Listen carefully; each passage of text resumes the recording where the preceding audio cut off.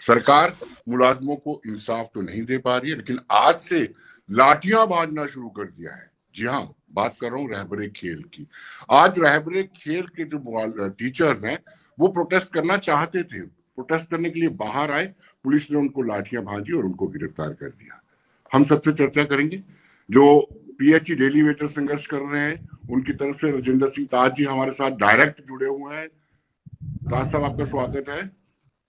स्वागत, नमस्कार। PM package वाले सप्रू साहब हमारे साथ जुड़े हैं। सप्रू साहब, आपका भी स्वागत है। नमस्कार सर, नमस्कार। विपिन जी रिजर्व कैटेगरी के हैं, विपिन जी आपका भी स्वागत है। आज लाठियां बरसाई, विपिन जी से जानना चाहूंगा, आज लाठियां बरसाना शुरू कर दिया पुलिस ने। एक तरफ पुलिस प्रशासन जो है आपके साथ हमदर्दी जताने की कोशिश करता है और दूसरी तरफ ये लाठियां, कैसे देखते हैं दोहरे डबल स्टैंडर्ड को? देखिए, मैं कहता हूँ ये सबसे बड़ा दुर्भाग्यपूर्ण घटना अगर लाठी चार्ज हुआ है। मैं भी थोड़ी देर पहले न्यूज देख रहा था। बिल्कुल मैं कहता हूँ और जरूरत थी प्रशासन को इस मसले को संवेदना की तरह देखने की, इनके साथ बात करने की। और इन्होंने जो बात कही है कि कहीं न कहीं उनको भी एक आश्वासन मिला था एलजी साहब की तरफ से।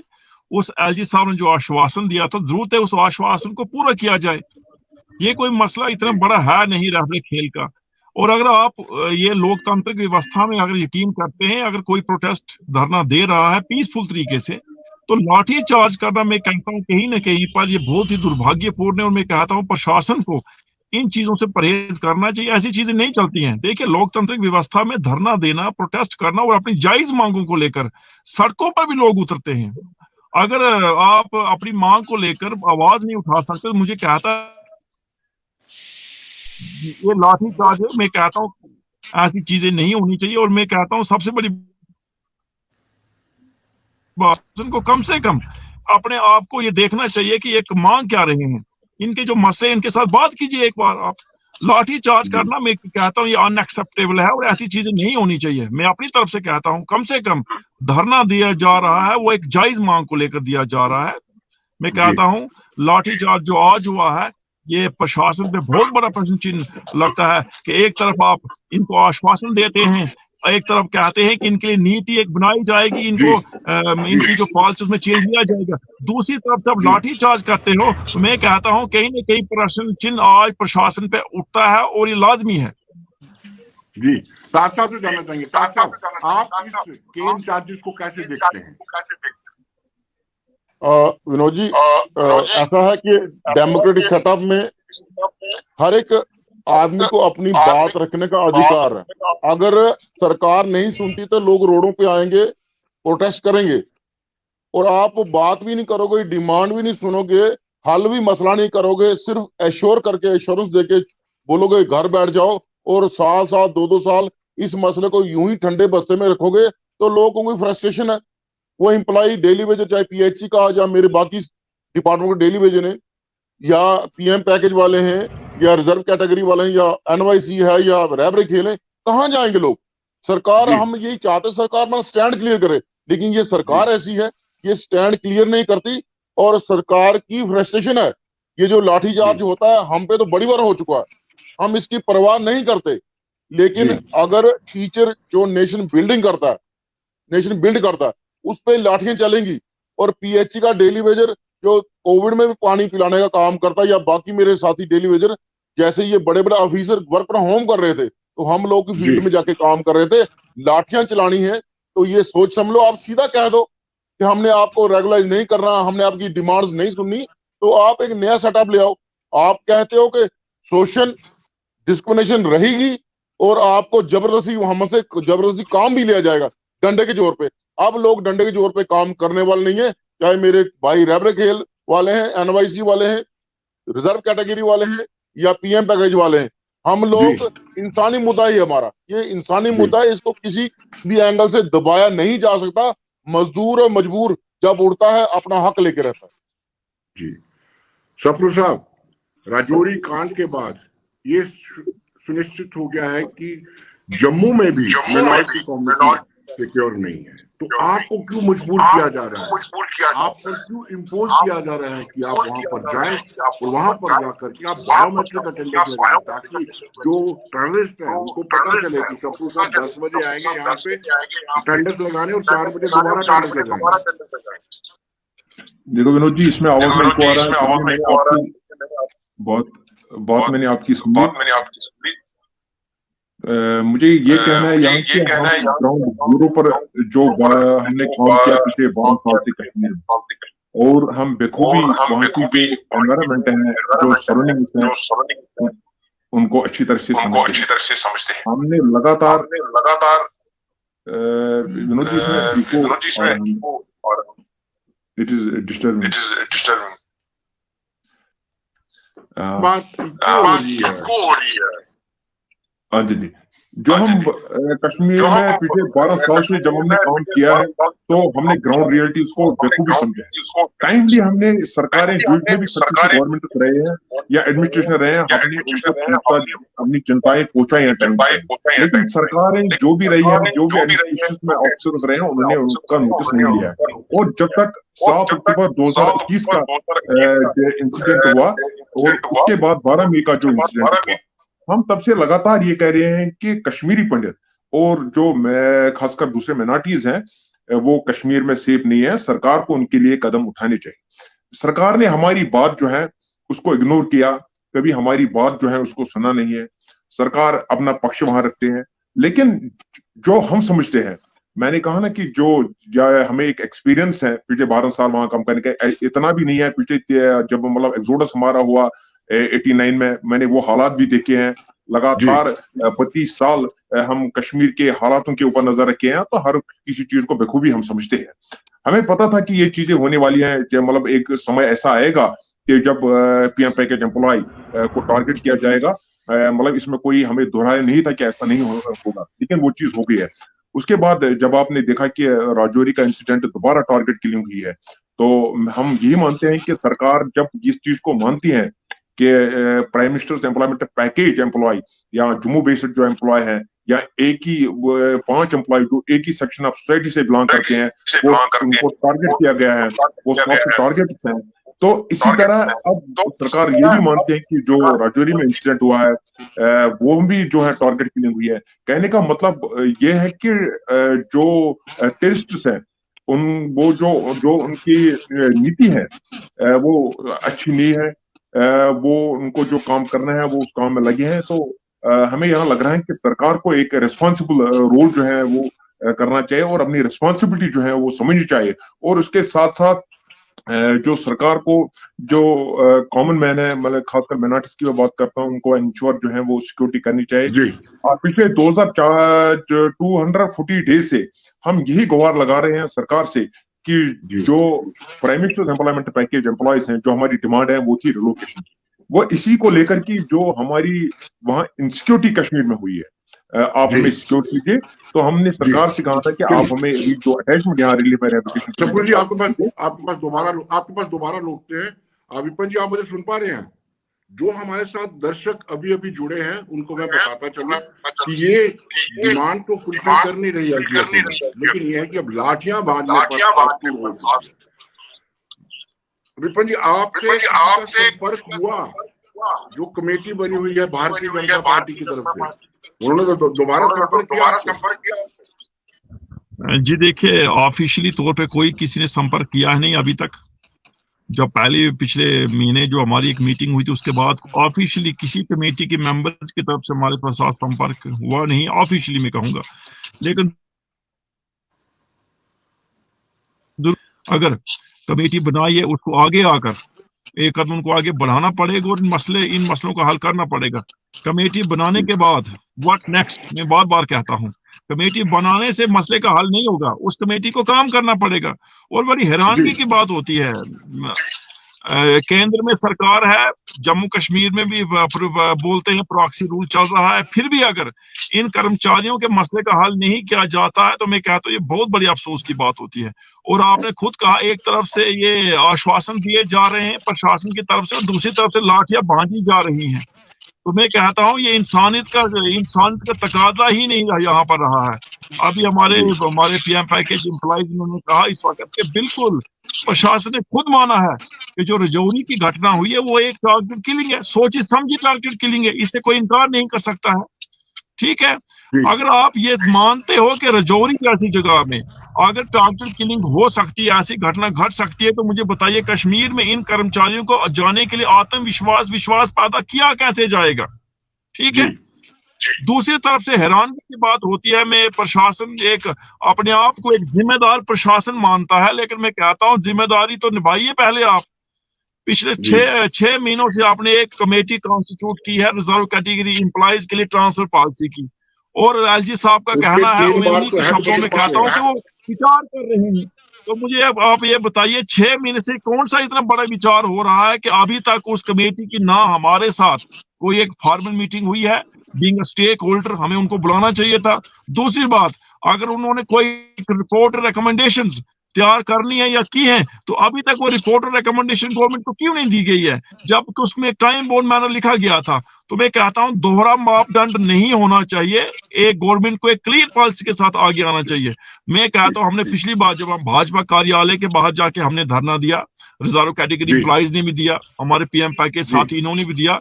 भाई मांग जी हमारी एक ही है, सबसे पहले आपका जीवन है, जीवन आता है वो सर्वोपरि है, जीवन से बढ़ के कुछ नहीं है। जीवन से सारे बड़ा कैडर कोई सिस्टम, नहीं है। स्टेट कैडर, डिवीजन कैडर, अब आपका डिस्ट्रिक्ट कैडर, उनको मैनेज किया जा सकता है, लेकिन एक कर्मचारी की जीवन की रक्षा करना वो प्रशासन का वो बोलते हैं दायित्व बनता है, उसके वो पीछे हट नहीं सकते हैं। अभी हाल चलिए फिलहाल में ही हमने विपिन सुना जी। है और जी बोलते हैं जो हमें जानकारी मिली है कि शायद भाजपा के कोई वरिष्ठ नेता जो हैं जम्मू कश्मीर से दिल्ली जा रहे हैं, उनको दिल्ली में शायद मीटिंग है होम मिनिस्ट्री में जाकर। तो मैं कहता हूं देखिए एक बात है, 7 महीने हो चुके हैं, ये लोग दर जी बदर बैठे हैं, सुनवाई हो नहीं रही है। मैं तो यहां तक कहता हूं अगर भारतीय जनता पार्टी की जम्मू कश्मीर में सुनवाई नहीं होती है, भारतीय जनता पार्टी की, तो कम से कम चलो उन एक बार यहाँ मैं इतना कहता विपिन जी हूं। ताज साहब के पास आते हैं। ताज साहब, ये तो जो दर्शक हमारे से जुड़ रहे हैं, ये बड़ा निंदनीय है, लाठीचार्ज करना निंदनीय है, और ये अपनी जेन्युइन डिमांड्स को लेकर के सड़कों पर हैं।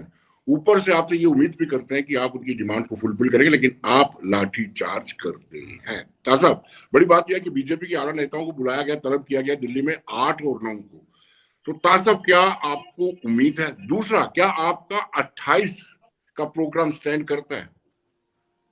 देखिए, उम्मीद अगर करेंगे तो अच्छा रहेंगे, नहीं तो 2014 वाले जो लोग थे जिन्होंने हमें ऐसे ही रोज नए नए लॉलीपॉप दिए थे, तो उनका भी ये हाल देख लें, वो आज घरों में आराम चेयर पे बैठे हुए हैं। और हम लोगों ने 22 जून से जो प्रोटेस्ट प्रोग्राम जो चलाया है, इसको नॉन पॉलिटिकल रखा है। किसी भी पॉलिटिकल आदमी को यहाँ पे आने नहीं दिया, क्योंकि हमारी एजुकेशन कोई हाईजैक ना कर सके, पहला नंबर। दूसरा, 28 का हमारा प्रोग्राम बिल्कुल स्टैंड है। हमने 26 तक, देवकाम साहब हो या एलजी प्रशासन को टाइम दिया हुआ है कि 26 तक हमारा मसला हल कर दीजिए। अदरवाइज 28 को हम कोशिश करेंगे जितना 60,000 में से जितना डेली में बचा हुआ है, जो 2014 में कैबिनेट साहब कमेटी ने उसको अथेंटिकेट किया था, और उसके बाद SRO 520 में भी अथेंटिकेट हुए हैं लोग। तो हम लोगों ने सबको ये कह दिया कि 47 डिपार्टमेंट जितने हैं, चाहे किसी डिपार्टमेंट में 10 लोग हैं, 20 हैं, किसी में 2 भी हैं, किसी में 3, किसी में 1 भी है, हमने सबको ये मैसेज दे दिया कि 28 के प्रोग्राम के लिए आप सब तैयार रहे। हम आप पीछे हटने वाले नहीं है, सरकार से अपने हक में फैसला करवा के रहेंगे। और ये लाठीचार्ज, हम लोग तो गोली खाने के लिए तैयार हैं। हमने पहले कह दिया, गोली सीने पे खाएंगे, पीठ नहीं दिखाएंगे, बगैर पॉलिसी घर नहीं जाएंगे। हमारा सीधा स्पष्ट है, अगर हम कोविड में ड्यूटी देके अपनी जान हथेली पे रख सकते हैं, तो अब हम पीछे जाने वाले नहीं है। ये हमारे मान सम्मान की, हमारे 3 पीढ़ियां, हमारे माँ बाप, हम, हमारे बच्चों, ये 3 पीढ़ियों को तबाह करके ये लोग, ब्यूरोक्रेट लोग हों, पॉलिटिकल लोग हों, किसी ने भी हमारा लिहाज नहीं किया, इसलिए हम भी किसी का लिहाज नहीं करते। कमेटी जो है कल 3 और 4 को कश्मीर में लोगों से मिल रही है, अच्छी बात है। लेकिन कमेटी बने 2-2.5 महीने हो गए। तो परसों मेरे जी साथ आपके चैनल पे हमारे सीनियर एडवोकेट अरविंद शर्मा साहब थे, जो डेली वेजर कैजुअल कमेटी में एक मेंबर है। उन्होंने भी ये माना कि हमने 20 दिसंबर तक टाइम दिया था कि जी 20 जी, दिसंबर तक आपका मसला हल हो जाएगा। अब उन्होंने लेकिन 11 तक बार का बार पुश किया है। डेडलाइन देने के बाद भी जी ऐसा हो रहा है कि डेट एक्सटेंड कर दिया है। लेकिन हम जी लोग ना पीछे हटेंगे, ना झुकेंगे, ना दबेंगे, ना बिकेंगे। बगैर पॉलिसी जी हम घर जाने वाले नहीं है।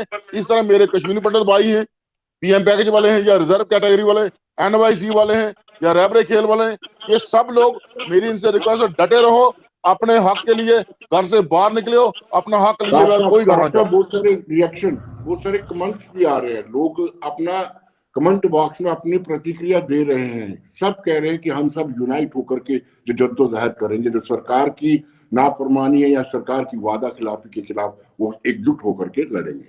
लेकिन सप्रू साहब, आपसे ये जानना चाहता हूं, जब पीएम पैकेज को लेकर के उसकी फॉर्मुलेशन की गई तो आपके भी नेता उसमें मौजूद थे, स्टेक होल्डर्स, क्या उनको ये ध्यान नहीं आया कि हम मौत के मुंह में क्यों धकेल रहे हैं?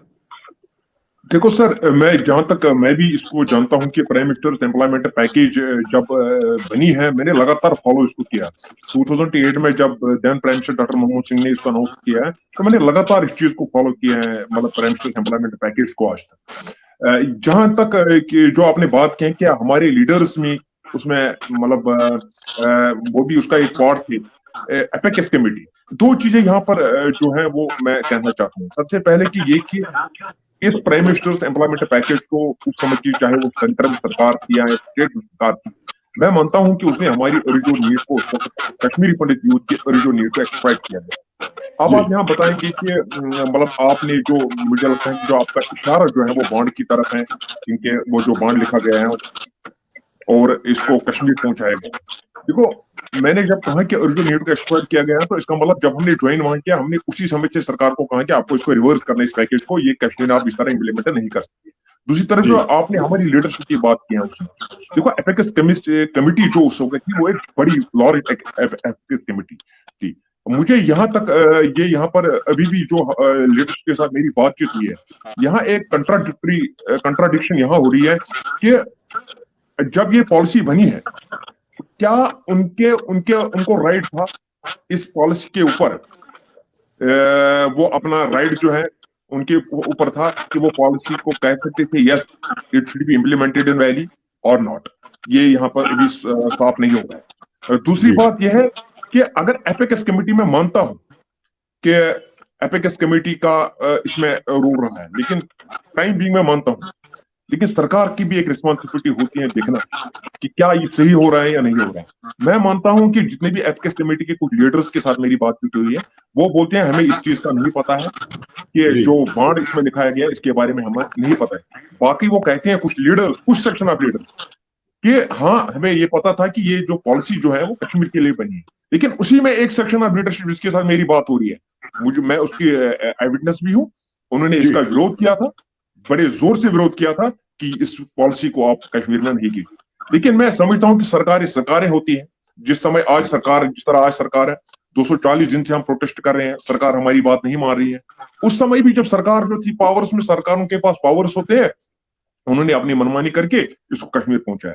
लेकिन लगातार हमने इस पैकेज का विरोध किया कि जिस तरह आपने इस पैकेज को बनाया ये हमें एक्सेप्टेबल नहीं थी, क्योंकि ये थी एक्चुअली, विनोद जी मैं करेक्ट करना चाहता हूँ, ये थी comprehensive economic package for migrant. और उसी कॉम्प्रिहेंसिव इकोनॉमिक पैकेज में, हाँ, कॉम्प्रिहेंसिव इकोनॉमिक पैकेज में बहुत बड़ा था ये कोई बड़ी चीज इतना ही था एम्प्लॉयमेंट पैकेज। कुछ कहना चाहते हैं ताज साहब, आप कुछ कहना चाहते हो? विनोद जी, मैं ये कहना चाहता हूं कि सरकारें अपने लग्जरी के लिए, अपने हक के लिए कुछ कभी भी किसी भी कानून को अपग्रेड कर सकते, तोड़ मरोड़ सकती है। पीएम पैकेज की बात हो, रिजर्व कैटेगरी या हमारी बात हो, तो फिर कानून दिस दैट दिखाया जाता है। लेकिन अपनी अगर 8,000 से एमएलए को पे बढ़ानी थी, 8 की 25 हुई, 25 की 60 हुई, 60 की 80 हुई और 80 से 1,60,000 हुई, तब इनको कोई कानून नहीं दिखता, कोई फाइनेंशियल इंप्लीकेशन नहीं आती। लेकिन एक आम शहरी के लिए, एक आम नागरिक के लिए कुछ करना हो, आपने बिल्कुल सही फरमाया। हर चीज वक्त की डिमांड, विनोद जी, हर चीज वक्त की डिमांड। अगर पीएम पैकेज वाले मांग रहे तो वो गलत क्या मांग रहे, अपनी जान की हिफाजत की मांग रहे, वो कहते हैं हम काम करेंगे, लेकिन आप माहौल को वैसा नहीं। इस तरह हमने अगर कोविड में काम किया तो हमारा क्या कसूर है? हमने इसीलिए शोषण बर्दाश्त किया, इसलिए कोविड में काम किया कि सरकार को वो शर्म आएगी, सरकार को दया आएगी। लेकिन ये वही विपिन जी के पास चलते हैं, विपिन जी के पास चलते हैं। विपिन जी ये कहते हैं कि हमारी साख गिर जाएगी, एक मैसेज जाएगा कि सरेंडर कर दिया, आतंकवादियों के समक्ष सरेंडर कर दिया। आपकी जान ज्यादा कीमती है या इनकी साख? आप सच बताइएगा। देखिए, मैं कहता हूं किसी की साख जो है वो किसी कर्मचारी या किसी व्यक्ति की जिंदगी से बड़ी हो नहीं सकती है। पहली बात तो।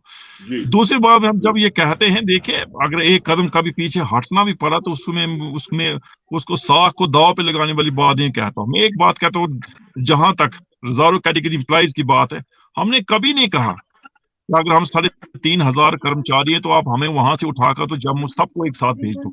हम एक पॉलिसी की बात करते हैं, और जब हम पॉलिसी की बात करते हैं तो इसमें एक समयबद्ध तरीके से, जो हमारी मुख्य मांग है कि 5 साल की एक नीति हो, जिसमें 5 साल के बाद इन कर्मचारियों को जो जो कश्मीर में अपॉइंट हुए उनके यहाँ पर ट्रांसफर किया जाए। और जहां तक पीएम पैकेज की बात है, मैं इनसे भी, चूंकि मैं इनको भी पता है, इनकी यही मांग रही है कि कम से कम जब तक हालात में बेहतरी नहीं आती है, जब तक वहां के हालातों में सुधार नहीं होता है, जब तक वहां पर रहने के लिए कोई अकोमोडेशन का बंदोबस्त पुख्ता तरीके से नहीं होता है, सेफ्टी और सिक्योरिटी को इंश्योर नहीं किया जाता है, तब तक इनको यहाँ पर रिलीफ कमीशन के साथ अटैच किया जाए। तो इसमें मुझे लगता नहीं किसी की साख दाव पे लग रही है। देखिए, एक कर्मचारी के जीवन की रक्षा करना जो है वो एक संवेदनशील और जिम्मेवार प्रशासन का काम है।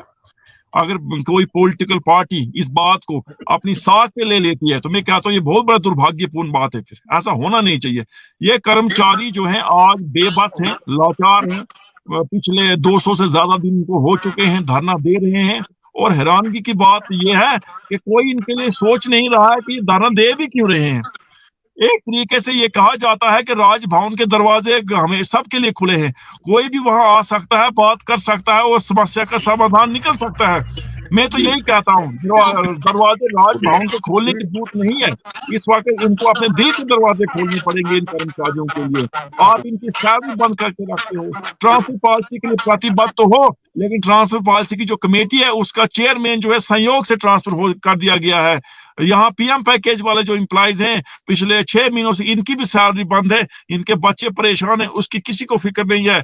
हमारे साथ पीएचई के डेली वेजर बैठे हैं, ये लोग मांग क्या रहे हैं, वही रेगुलराइजेशन पॉलिसी जो इनका हक बनता है। पिछले 15-20 सालों से ये दरबदर बैठे, कोई सुनने को तैयार। मैं कहता हूं हम एक वेलफेयर स्टेट में रहते हैं, और एक वेलफेयर स्टेट का काम ये होता है कि हर व्यक्ति की, चाहे वो कर्मचारी वर्ग हो चाहे आम नागरिक हो, उनका वेलफेयर होना चाहिए।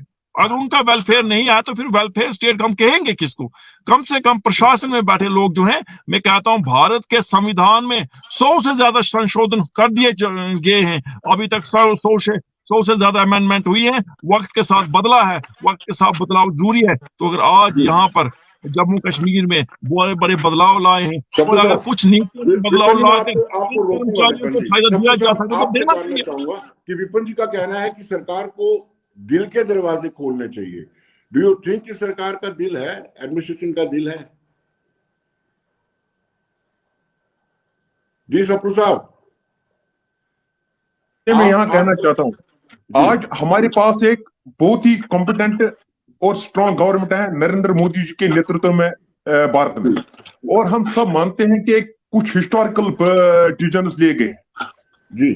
आप देखिए, इतनी बड़ी गवर्नमेंट, रिजर्व कैटेगरी का एक छोटा मसला है, पीएम पैकेज का एक छोटा मसला है, या हमारी पीएचई के बैठे हैं, या जो भी प्रोटेस्टर्स बैठे हैं जिनके कुछ ये अपने इश्यूज हैं, इनको हल करना, ये कौन कहेगा कि इस गवर्नमेंट ने सरेंडर किया है? गवर्नमेंट जो होती है वो पब्लिक इश्यूज को हल करने में उनका काम होता है कि वो पब्लिक के इश्यूज जो है उनका सोल्यूशन निकाले। ये पहली बात। दूसरी बात मैं आपको यहां पर कहना चाहता हूं, अगर गवर्नमेंट ये मानती है कि पीएम पैकेज एम्प्लॉय या जम्मू के रिजर्व कैटेगरी एम्प्लॉयज ये सॉफ्ट टारगेट है और टारगेट किलिंग हुई है इनकी वैली में, तो यहां सरकार का एक दायित्व बनता है कि पहले जो सॉफ्ट टारगेट हो रहे हैं उनको बचाना है। तो मुझे लगता है कि सरकार के पास यहां पर एक प्लान है कि वो जो सॉफ्ट टारगेट वहां है उसको पहले शिफ्ट करे, क्योंकि ये रिस्पॉन्सिबिलिटी होती है गवर्नमेंट की सिक्योर प्लेसेस में जो जम्मू है, और जो भी सबवर्सिव एलिमेंट्स हैं उनको डील करे। जब तक वो खत्म हो जाए तो वो उनको सॉफ्ट टारगेट भी नहीं मिले। ये दूसरी बात है। तीसरी बात मैं यहां पर कहना चाहता हूं, एज पर एज जो प्राइम मिनिस्टर्स एम्प्लॉयमेंट पैकेज की मैं बात जो कर रहा हूं, मैं हमेशा मानता हूं इस बात को कि जिस सरकार ने पीछे पैकेज को इंप्लीमेंट किया है बिल्कुल without any plan, wrong lines पर किया है। आज के सरकार के पास समय है कि जो गलती पिछले सरकार ने की है उस गलती को सुधारने का। तो सरकार अगर आज इस पैकेज को रिवर्स कर रही है, और इसको फिर बाद में रिविजिट और रिलुक करके इसको दोबारा वहां इंप्लीमेंट कर रही है।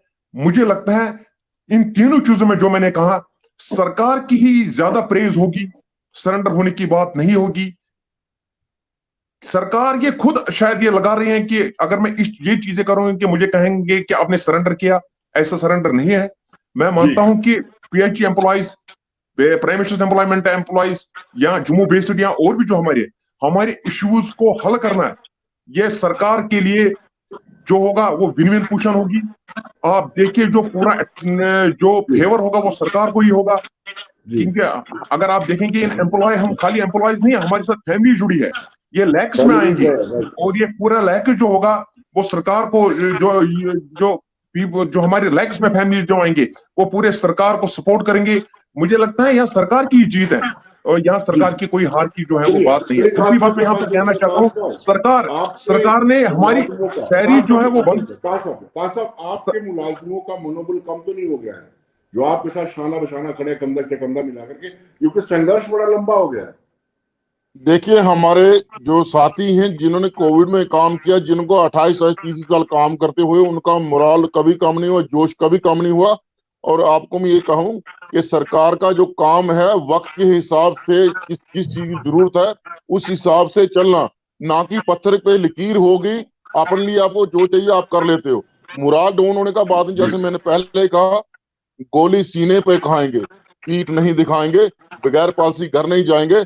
और मेरा आपके माध्यम से सरकार से भी अपील करता हूँ, एलजी साहब से, कि वादा करना और भूल जाना, फिर नया वादा करना फिर भूल जाना, ये अच्छी बात नहीं है। आपकी विकासपुर की छवि है और विकासपुर छवि को जो लोग, जो ऑफिसर दाग लगा रहे हैं उनकी निशानदेही कीजिए। और इन जो लोग जो जम्मू शहर में प्रोटेस्टों से अफरा तफरी का माहौल है इसको ठीक कीजिए। और आप, अगर ये एम्प्लॉइज का मसला हल होगा उसके साथ शांति भी होगा, अमन भी होगा, बड़ी सारी चीजें होंगी।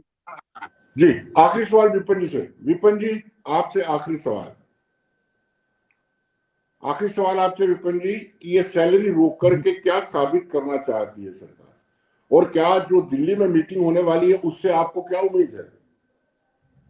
देखिए, सबसे पहले भी बात सैलरी की इशू की बात करता हूँ। सैलरी रोकना जो है, मैं कहता हूँ सबसे बड़ा इन कर्मचारियों के विश्वास को चोट पहुंचाई गई है। सैलरी ना सिर्फ एक कर्मचारी का बल्कि उनके साथ जो जुड़े उनके परिवार के सदस्य, उनका भी अधिकार बनता है। इसका सैलरी पे सिर्फ कर्मचारी ही डिपेंड नहीं रहता है, कर्मचारी का जो परिवार है, बच्चे हैं, बुजुर्ग हैं, माँ बाप है, वो सब सैलरी पे हैं। सैलरी बंद करके प्रशासन ने ये दिखा दिया है कि प्रशासन कितना संवेदनशील है और कितना ज्यादा अपने आप को एक जिम्मेदारी को लेने को तैयार है। ठीक है। दूसरी, जब आपने बात की कि जो मीटिंग की बात आपने की है, बिल्कुल मैं तो आशा और उपेक्षा रखने वाला इंसान, उम्मीद करता हूं कि आने वाला समय अच्छा हो और जरूर कुछ न कुछ इन कर्मचारियों के लिए निकल के सामने आएगा और आना लाना भी पड़ेगा। मैं सबसे बड़ी बात कहता हूं, कोई अपनी जिम्मेदारी से पीछे हट नहीं सकता। आज आश्वासन देना एक बात है, उस आश्वासन को पूरा करना दूसरी बात है। हम जरूर ये उपेक्षा करते हैं 8 और 9 को अगर कोई मीटिंग दिल्ली में हो रही है, हम पूरी उम्मीद है, आशा के साथ बैठे हैं, कुछ ना कुछ जितने भी हमारे कर्मचारी साथी हैं, चाहे रिजर्व कैटेगरी एम्प्लॉइज हैं, चाहे पीएम पैकेज एम्प्लॉइज हैं, चाहे हमारे डेली वेजेस साथी हैं, चाहे रेलवे एम्प्लॉइज हैं, सबके लिए सरकार को समाधान निकालना चाहिए। और मैं कहता हूं सरकार चाहे बहुत कुछ कर सकती है। अभी सुप्रू साहब ने भी एक बात कही कि किसी को ये अपनी साख पे लेना नहीं चाहिए। मैं भी कहता हूं अगर किसी कर्मचारी के जीवन को कुछ हो जाएगा तो मुझे बताइए फिर किसकी साख दांव पे होगी? क्या उस वक्त हार नहीं होगी? अगर किसी का जीवन ही चला जाएगा, किसी को टारगेट किया जाएगा, फिर किसी के साथ कोई ऐसी अनहोनी घटना घटेगी तो क्या उस वक्त हार नहीं होगी क्या? फिर तो मैं कहता हूँ ये हार और जीत नहीं है, ये कर्मचारियों के जीवन में बात है। जी सर, देखो, मैं यहाँ प्राइम मिनिस्टर्स एम्प्लॉयमेंट पैकेज, आप देखिए विनोद जी, प्राइम मिनिस्टर साहब का नाम लिखा है इसके सामने, एक बहुत बड़ा नाम इसके साथ जुड़ा है। दो मैं मानता हूं कि 5 एम्प्लॉय जो है एक ही सेक्शन से बिलोंग करते हैं, उनकी हैसियत की मैंने पहले भी बात की। 2 पीएम पैकेज एम्प्लॉयज की जानी जो है वो चली गई है वर्किंग प्लेस पर, हमारी जम्मू बेस्ड की भी चली गई है, मैं और भी 2 की चली गई है। और आप मुझे बताए, जिन ऑफिसर्स को प्राइम मिनिस्टर्स एम्प्लॉयमेंट पैकेज को देखना था, मतलब इनके लाइव्स को प्रोटेक्ट करना या बाकी चीजें, वो विफल हो गई। सरकार ने उनको नहीं पूछा आपकी नाकामी क्यों हो गई, उन्होंने prime ministers employment package employees की सैरियां बंद कर दी या जम्मू बेस्ड एम्प्लॉयज की सैरियां बंद की। जिन ऑफिसर्स को अकाउंटेबल बनाना था कि ऐसी चीजें क्यों हुई है, उनको आपने नहीं पूछा, आपने हमारी सैलरीज बंद की। मगर फिर भी हम एम्प्लॉइज हैं, आपने 6 महीने 7 महीने 8 महीने एम्प्लॉइज की सैलरीज बंद की है, हमने बियर किया है। जरा ऑफिसर्स की जिन ऑफिसर्स को अकाउंटेबल आपने बनाना है, उनको अगर आप 2 महीने सैलरियां बंद कीजिए, आप देखिए, हम देखेंगे वो कैसे बैठेंगे। इसका कहने का मुझे सिंपल ये मतलब, प्रेशर टैक्टिक्स से काम बनते नहीं है, बल्कि प्रेशर टैक्टिक्स से काम बिगड़ते हैं। हार्ड स्टैंड और हार्ड अप्रोच से काम बनते नहीं है। हाँ, गवर्नमेंट को मुझे लगता है जब तक गवर्नमेंट बातचीत नहीं करेगी एम्प्लॉयज के साथ, एम्प्लॉयज में कॉन्फिडेंस नहीं लाएगी, उनमें ट्रस्ट बिल्ड नहीं करेंगी, मुझे नहीं लगता कि बातें ऐसी चलेंगी। आपका बहुत बहुत शुक्रिया। ताज साहब, आप हमारे साथ जुड़े, आपका बहुत बहुत शुक्रिया। और विक्रम जी, आपका भी बहुत बहुत शुक्रिया। जो दर्शक अभी भी हमारे साथ जुड़े हुए हैं, वो अपनी प्रतिक्रिया कमेंट बॉक्स पर लिख सकते हैं। लेकिन आज जो लाठीचार्ज हुआ है, कड़े शब्दों में सबने निंदा की और हम भी निंदा करते हैं। जो जायज डिमांड को लेकर के अगर फरियाद लगा रहे हैं या प्रोटेस्ट कर रहे हैं, धरना ही उनका नैतिक राइट है, लेकिन उनको उनके अधिकारों से वंचित रखा जा रहा है। धन्यवाद।